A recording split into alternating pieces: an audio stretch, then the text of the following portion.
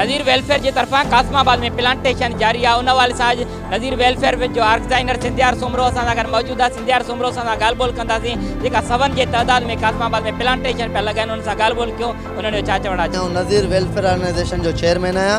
अॼु हिते असां कासमाबाद अली पिलर चौक ते मौजूद आहियूं। असां हिकु मुहिम स्टार्ट कई आहे सरसब्ज़ हैदराबाद ऐं सरसब्ज़ कासमाबाद जे नाले सां, जंहिंमें असांजी 15 ॾींहंनि जी असांजी मुहिम आहे, जंहिंमें असां पूरे हैदराबाद ऐं कासमाबाद जे इलाइक़नि में असां बूटा पोखींदासीं, वण पोखींदासीं, चकियूं वग़ैरह लॻाईंदासीं। जंहिंजे पहिरें स्टार्ट में असां अली पैलेस ते चौक ते जेका बि फुटपाथ वग़ैरह आहिनि उते असां 100 खां मथे अॼु चकियूं लॻायूं आहिनि ऐं इंशाअल्लाह अॻिते बि असां ॿियनि इलाइक़नि में बि लॻाईंदासीं।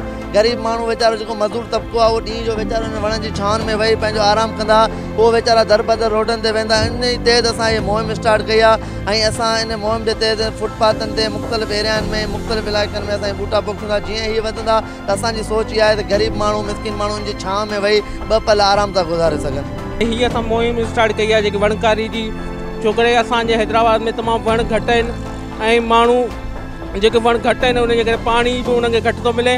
असां हींअर प्लांटेशन जो थोरो घणो ई सिस्टम कयो आहे जेको 15 ॾींहंनि लाइ असांजी हलंदो ऐं असां सॼी हैदराबाद जे अंदरि 4000 प्लांट लॻाईंदासीं, जंहिंमें असांजो डेली जो टारगेट 200 खां 300 जो आहे। अॼु असां हिते प्लांट लॻाया आहिनि ऐं उन्हनि खे पाणी ॾिनो आहे ऐं असां चाहींदासीं त इहे प्लांट वधनि। हिते पौधा आहिनि ई कोन ऐं माण्हू जेके आहिनि जेके ग़रीब जेके उसुनि में घुमंदा वतंदा आहिनि, हिते पौधा हूंदा उहे उन्हनि वेहंदा उन्हनि जे हेठां छांव में। असांजो मक़सदु आहे 15 ॾींहं कैंपेन असांजी आहे जेका मतिलबु असांजी मुहिम आहे। असां 4000 टोटल असां वणकारी लॻाईंदा पूरे हैदराबाद में। असांजो मक़सदु आहे पूरे हैदराबाद के कासमाबाद के सरसब्ज़ शादाब करणु।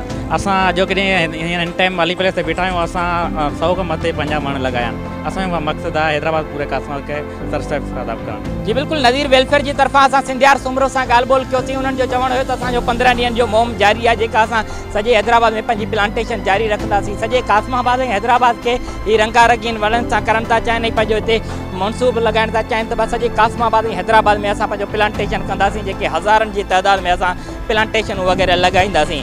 कैमरामैन लाला हसीन पालारी सां गॾु रिपोर्टर मज़हर अली जमाली 28 न्यूज़ हैदराबाद।